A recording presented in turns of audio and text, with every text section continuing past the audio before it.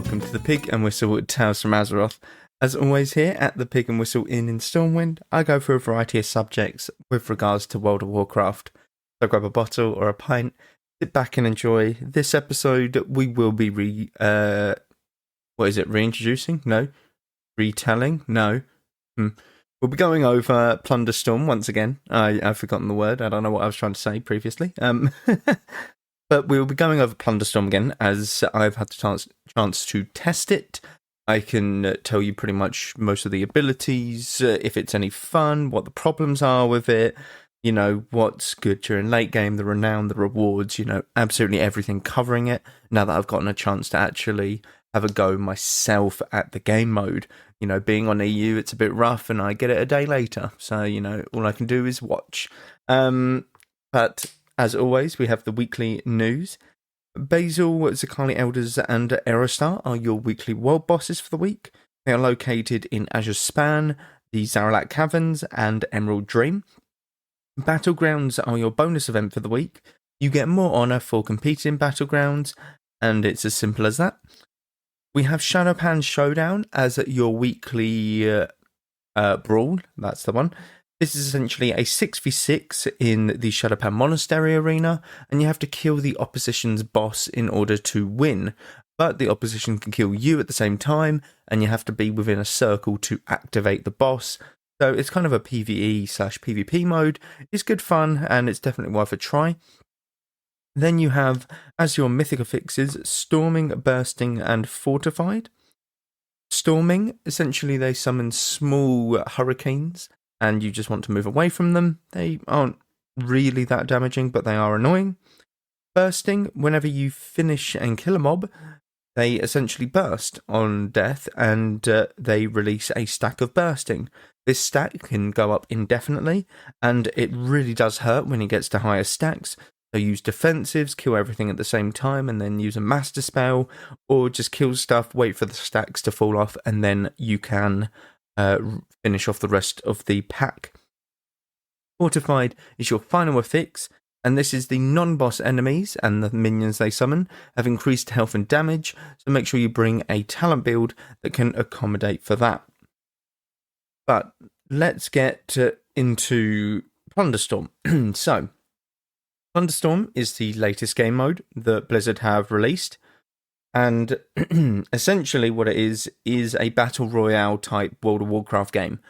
Now, they don't have any sort of classes in this. They have no classes at all, so there's no druids, there's no warriors, there's no hunters, you know, all of that.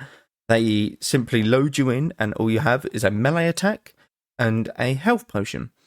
Now, you can get up to 5 other abilities, like, that your character can hold, but there are around about teens or so abilities that you can collect. So, you usually have 2 damaging abilities and 2 sort of utility abilities.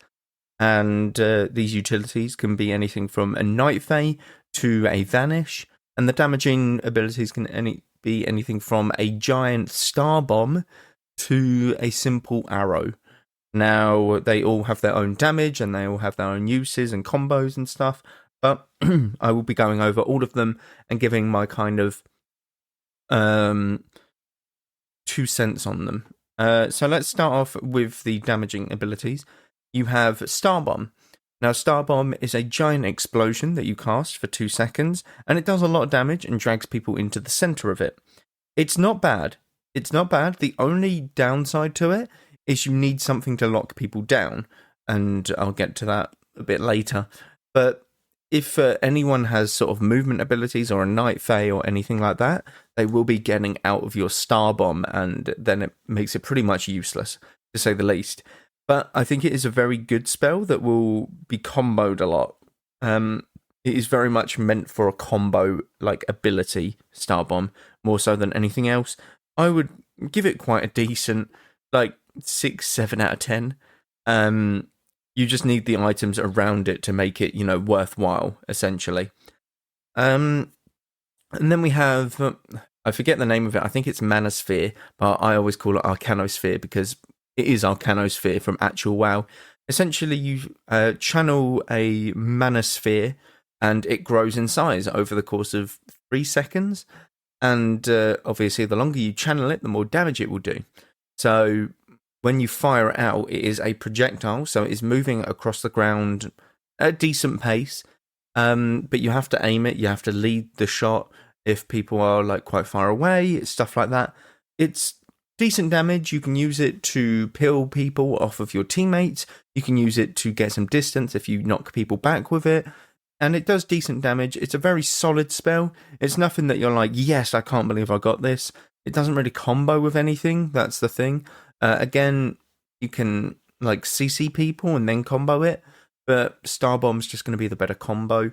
I would give Mana Bomb a good 7 though, because what you can do with it is farm quite well early game.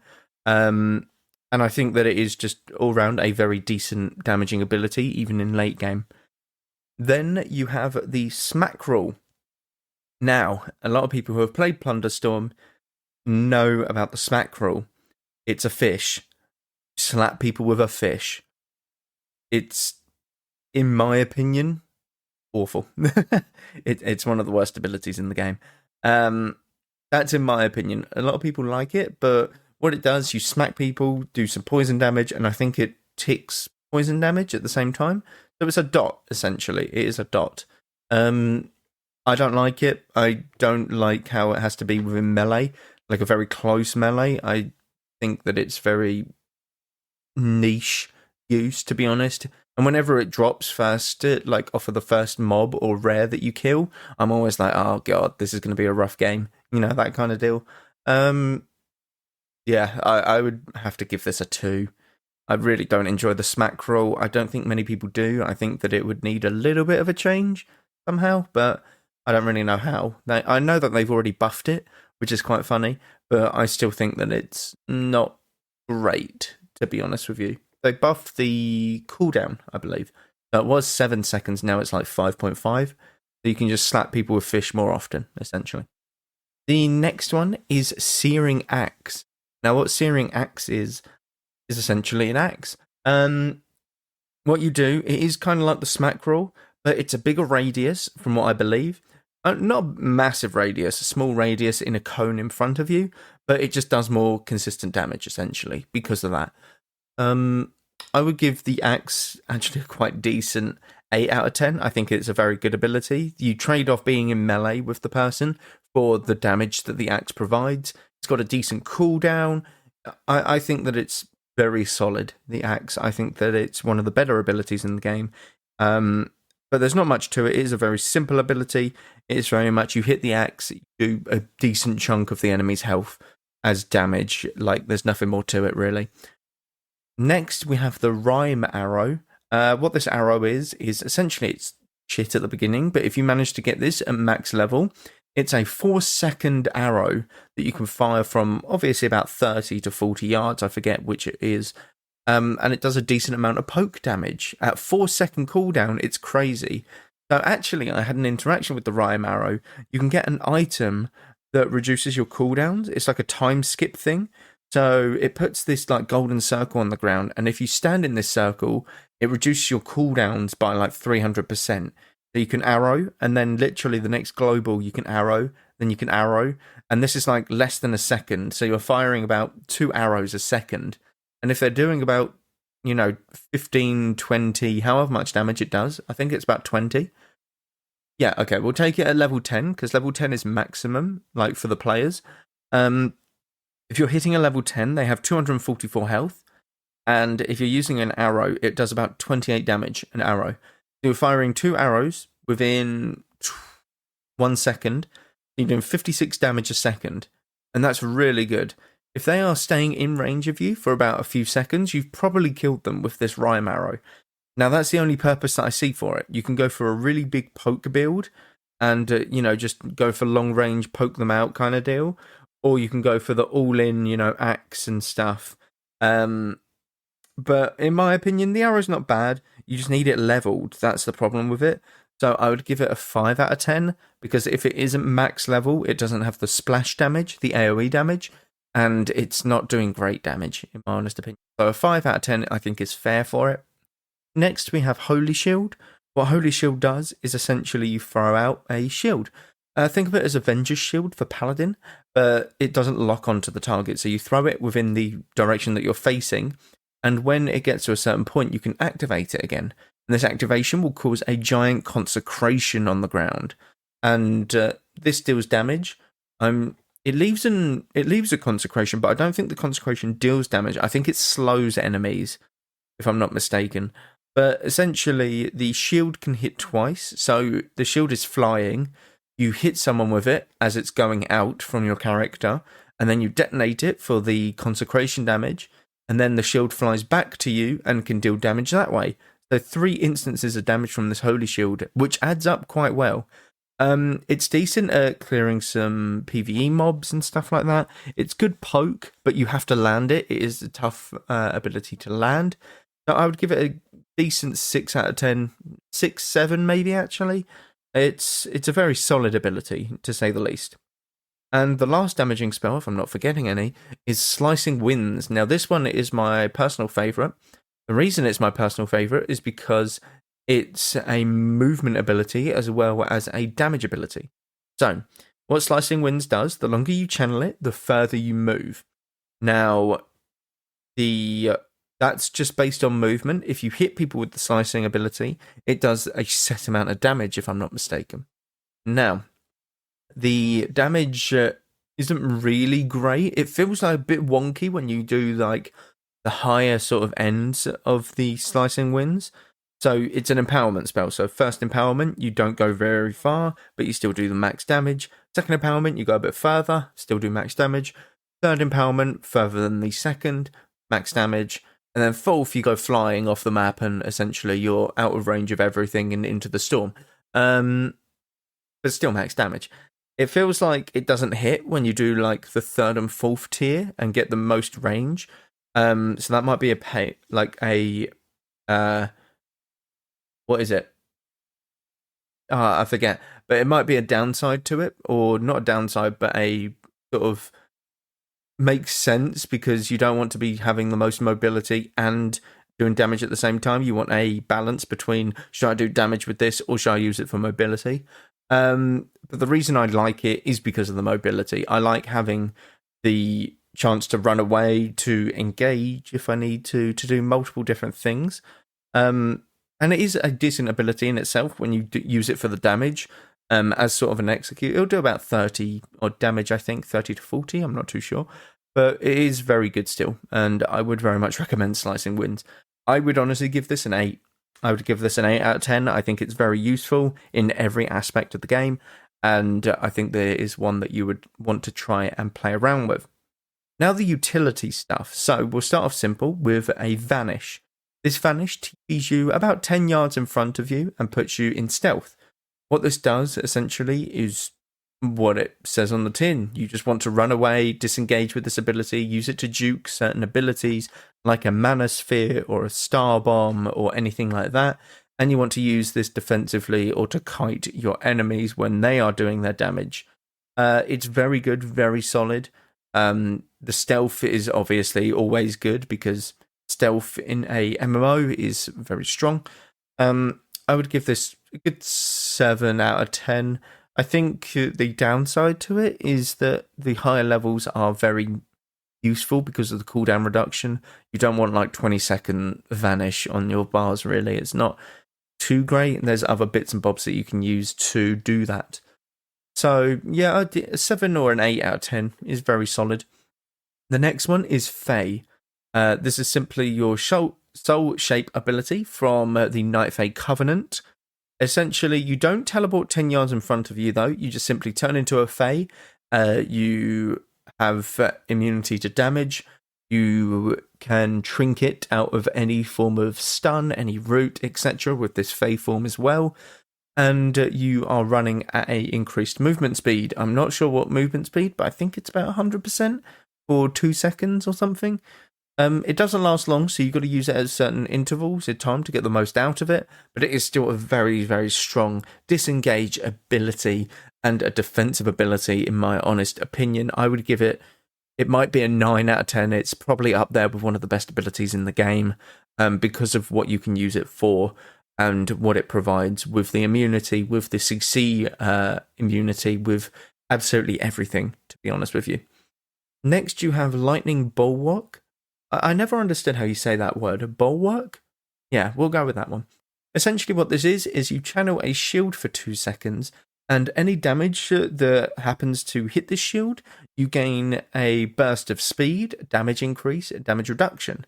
Now, if you don't get hit with this shield active while you're channeling it, you don't get any of the benefits, really. You don't get anything. It just goes on cooldown. There's not much to this. It is a very good defensive if you time it well. But a lot of people overlook it. I think it's a very underrated ability. I think it's decent as a defensive, to be honest with you. It's one that can change defense into offense because you get that movement ability and you can dip in and out with your abilities to do damage. Your Searing Axe, yep, you're in range of it and then you're immediately out of range for their Searing Axe, that kind of thing. I'd give this a solid 6, 7 out of 10. Again, all of these are very decent abilities. There's very few that are bad or very few that are very good, which makes it actually very good game mode because it allows you to mix and match quite a lot of the time with your different abilities. The next one is called Repel. This works kind of similar to the Lightning Bulwark, and essentially you channel a purple circle around you that will repel any damage. It is a defensive, but if people are within this purple circle that you're channeling, you knock them back, silence them, and you deal damage with it. The silence lasts for about 2 to 3 seconds. I can't remember exactly. I think it's more on the 3-second side. But this means that they can't cast any spells, they can't heal, they can't melee, they can't do anything. They can just run. And this is very good as an offensive thing if you want to just get in there. And it's very, very strong in that regard. I would say, again, it's the same as Lightning Bulwark, a 6 out of 10. Mainly because you have to be very close to the target to utilize it.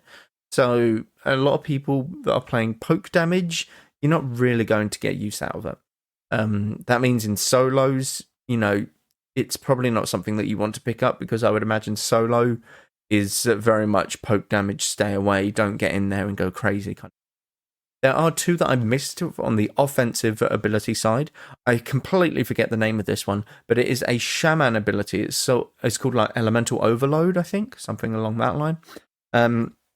What this is essentially you channel or you cast your spell, and then you've got 3 different abilities that you fire out in a straight line in front of you, and they are all shaman spells. So you fire out some lightning, and then you fire out some, earth spikes, and then you fire out some, fire or something, all within a direct line of you for about 20 yards in front of you.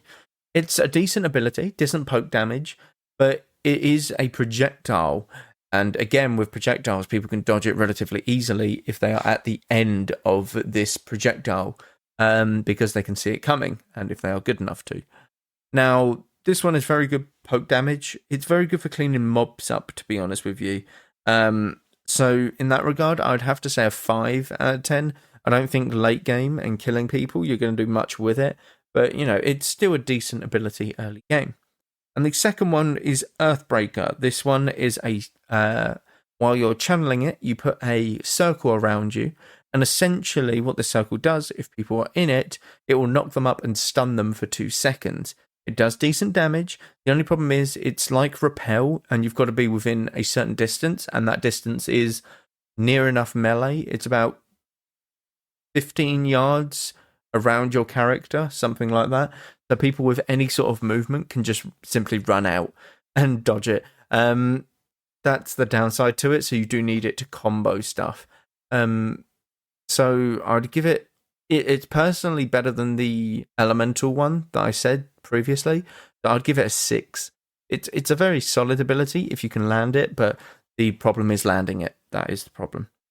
But back to the utility stuff, you have Hunter's Chains. Now, I used to think that this is one of the worst abilities in the game, but in duos, what I found out, it's one of the best abilities in the game, purely on the basis that you can engage with it if you're a melee build. So you hunter chain people, and then you have 2 choices. You can hook yourself into them, or you can hook them back to you. And depending on what build you are, if you're a melee build or if you're anything like that, it's very, very good. Because you can separate them from their teammate, essentially, is the best way to go about it. Now, the problem with Hunter's Chain, no one can really escape it. You need Night Fae to be able to escape the pullback. But if you want to run and disengage, you can't. Cooldown of Hunter's Chain will drag you back. And that's a problem. I think they need to maybe up the cooldown of it, in my honest opinion, after playing it yesterday. I was playing duos with someone, and we both had Hunter's Chains. We both had caltrops, which I'll get into in a second. And one of us had a star bomb, and the other had, like, just an axe and stuff. Now, what we did was I chained first, dragged them in, we caltrops them, which is a route, and then we just star bombed and executed someone. And if they managed to get out of that, my teammate would just Hunter's Chain them back in and would do it again. You know, it was quite oppressive, I'm not going to lie, but it was hilarious to see. I would give Hunter's Chain probably a good 9 out of 10. I would say it's probably one of the best abilities up there, alongside the... What else did I give 9 out of 10? Slicing Winds? I can't remember exactly. I think it was Slicing Winds. I would say it's up there, very much so. That brings me on to caltrops. What caltrops do is you drop 5 traps around you, and simply, if they walk into the radius of them, they get rooted for 2.5 seconds. Now, what this is a good combo tool. So, you hunters chain them in, combo them with caltrops, and then star bomb them to kill them. If you are playing caltrops alone, I think that it's down to about a 4 out of 10. If you're playing it with some sort of combo, I would say it's an 8 out of 10. Now, they are very different. Caltrops are very meant to be a comboed item, in my honest opinion. I think that that's what they are used for, and I think that's the best point of them. Now, there are other caltrops. There are explosive caltrops. What you do is that you use this, you disengage this time. So you jump backwards, and then you simply throw a small pile of caltrops on the ground. People walk into them, they take damage and are slowed. This one isn't great. It's a very small radius. It's a good disengage tool, to say the least. But it really isn't great, in my honest opinion. I'd probably give it a 4. I'd say if you've got a combo with it, like Hunter's Chains again, then it's decent, but I would not give it anything higher than a 4, in my honest opinion. And there was one more, if I'm not forgetting it. I'm probably forgetting it. No, I don't believe there was anything else. No, I think I went through everything. Wow. So they're all the abilities. I think that there are obviously some that are better. Oh my god, Firewhirl. How did I forget about Firewhirl? Firewhirl is an offensive ability. It has already been nerfed, but essentially when you use this, you just become a living firestorm. And you have 70% increased movement speed and deal damage to anyone who's nearby. This lasts for about 3 seconds, and it's such good damage. Alone, it's probably one of the best abilities in the game, if you compare it to everything else. So I would have to give it an 8. I would say it's an 8 out of 10. It is one of the best abilities, like, to kill someone with. And that's what an offensive ability is meant to do, kill people. So... you know, I would say that it's very decent and definitely not to be overlooked like I almost did just there. Now I think I've covered all of them. I thought that I'd, forgotten one thing in the back of my mind. I didn't think it would be Firestorm, though. Yeah, they're all the abilities. All of them are great fun to play with. I'm not going to lie. In terms of the actual fun aspect of the game mode, I think it's one of the most enjoyable things that they've released. This is coming from a PvP player perspective. So, as a PvP player, for the past several years, we have battlegrounds, rated battlegrounds, arenas, and rated arenas. That's it. They introduced Solo Shuffle at the beginning of this expansion, the pre-patch of this expansion, and that is essentially just arenas again. So, we haven't had content that is a PvP based for years. Like, something this substantial is the best way I should put it. PvE players get a lot of the content, I would say, with obviously new raids every season, new dungeons, new mythic dungeon rotations. You get a lot of stuff. PvP players, yes, we get a new season, but the new season doesn't bring anything new. It's the same like people in terms of who we're fighting, most likely at the top range of the PvP brackets, and you get a new tier set. Not a new tier set, but a new transmog for the season. And the thing is, PvE players get the same like transmog, just a recolor as well. They get the exact same like look, it's just recolors. So we don't get much as PvP players. And to have something like this, where you can jump into it without any sort of gearing, without any sort of preparation, without having to get your enchants, without having to, learn your rotations or anything like that, jump into it, you play with a friend, you play solo, and, that's it. You can earn prizes while playing. These aren't character power related. These are purely transmogs, mounts, pets, stuff like that. So it doesn't matter whether you do it or not. That's what makes it fun.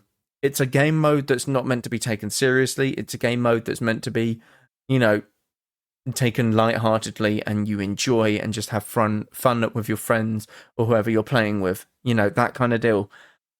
Please don't take this seriously. But the best part about it is in an arena, obviously you're fighting for about 15 minutes. If it's a very long dampener game, 15 is actually way too much. Probably about 7 to 10 is a longer sort of game. And you leave, like, you lose a 10-minute game and you leave and then you re-queue and you go into another 10-minute game and you feel a bit down about that previous one because it's not great to lose after 10 minutes. It's affected your MMR, it's affected your, rating, etc. There is no MMR, there's no rating. It's just getting there, have some fun, pick around, and if you lose, you leave, you queue again. It's an instant queue, you get back in and you try again. Different build, different, tactic, different landing spot. Do whatever you wish, but ultimately it is good fun to have a change of pace in a PvP/PvE game mode. A lot of people will be like, that's not a PvE game mode. The amount of times that I've done more PvE in this game mode than PvP is probably about 70 to 30%. A lot of the starting times, myself and the people that I play with, find ourselves behind on XP because people are just farming, mobs. And that's the crazy thing. Like, PvE is such an important part of this game mode that if you don't farm your mobs early game, you won't ever be able to PvP. And that's the problem. Or not the problem, but that's like something that I think PvP players haven't really given too much thought about, because it's like, oh, okay, there's a PvE aspect, it is what it is. Whereas PvE players are going into the forums and being like, this is a PvP mode, I'm just getting killed. And quite honestly, there is going to be some PvP, but it might just be a skill issue, in my honest opinion. You might not like the game mode, like Fuller, you might not like the Battle Royale, you might enjoy the PvP and PvE, you just might not enjoy the, idea of the game mode, which is fine, I completely understand that. But you can't bash the game mode because there's some element to PvP behind it. Because PvP players have had to PvE in the past to get their best, items from mythic dungeons, from raiding, from anything. Look at, the Evoker legendary, in Dragonflight. PvP players needed that to, be the best that they could be for Evokers. Same with the Faralac, whatever it's called, the axe for melees. If you want to be the best that you can, you need to PvE for that. You need to do some mythic, that kind of shit. Or mythic raiding, I should say. Yeah, I would say it's one of the most enjoyable games to just pick up, jump in, and play for about an hour or two. And it's a real de-stressifier, I would say, is the best way to put it. In terms of, you just done some really high intense arenas, you jump on this and you just chill, that kind of deal. And I think that there's many things that can happen in this game mode, such as dying immediately or winning the whole thing, and anything in between, that, it is just fun no matter what you are doing. A lot of people's perception of it is that it is full PvP, but no, I've spent so much time PvEing in this game mode, it is unreal. And it's about strategy, like when do you want to take fights, when do you not? And yeah, you still get your renown and transmog like stuff, even just PvEing and running into the storm and dying. You know, it's crazy the amount of backlash this has received, but I'm really hoping they make this an evergreen event and constantly add to it. I would like to see them add like triples or squads to it so that you can play with more than just you and one other person. That there's 4 people jumping in and you make it a 100 or an 120 player like Arathi Highlands sort of thing. It'll make it a shit show, but it's great fun, that shit show. You know, you can just fully execute someone immediately. That'd be great. Now, obviously, the player who gets executed won't be great, but that depends on your squad communication and like, oh, I can help you, I can bail you out. I've got the stun. Like, we can just drag this one person in so far that they're just going to get absolutely obliterated kind of deal. You know, there's going to be so many strats with it. I hope they add more abilities. I hope they add more maps to it. I hope they add like certain things that, you know, like scoreboards, the very small stuff, who can control the parrot when you're landing, you know, all of these sort of bits and bobs that they can add to it. I really want this as an evergreen event, and Blizzard, please do that. That would be amazing to see. Because a lot of the people who are complaining, it's like, this is where our dev time went, and it's like they're still developing the patch. They're still developing like 10.3, but this is just a patch that we wouldn't have gotten anyway. There is never a 10.6 patch, like, ever. So this is just extra that we get for nothing, really. Now, obviously, it might mean that 10.3 is a little bit later, but that's fine, because this is a good experimental patch where they want to test stuff to see if it's liked, or what they could do to improve it, or they could add certain elements to this in the game itself. You know, there's many different things that they can do, but I think it's really good. I think it's one of the best features that they've added in the game for a bit, in my honest opinion. And I hope they make it into an evergreen. Once again, I will say that constantly in hopes that they do. But that is it for this episode. Thank you all very much for listening. Please do let me know your thoughts on it, because on Plunderstorm, it's very much 50-50 from what I see. Actually, it's more like 70% of people hate it, but a lot of the people who hate it are PE players, from what I've seen. They're really like down about the PvP aspects of it, but you know, let us PvP players have it for once, you know. But yeah, let me know what you guys think of it. I will see you all next week. Thank you all very much for listening, and do check out all of these socials down below. Constant stuff happening. Once again, thank you all very much for listening, and go with Valor, friend. Goodbye all.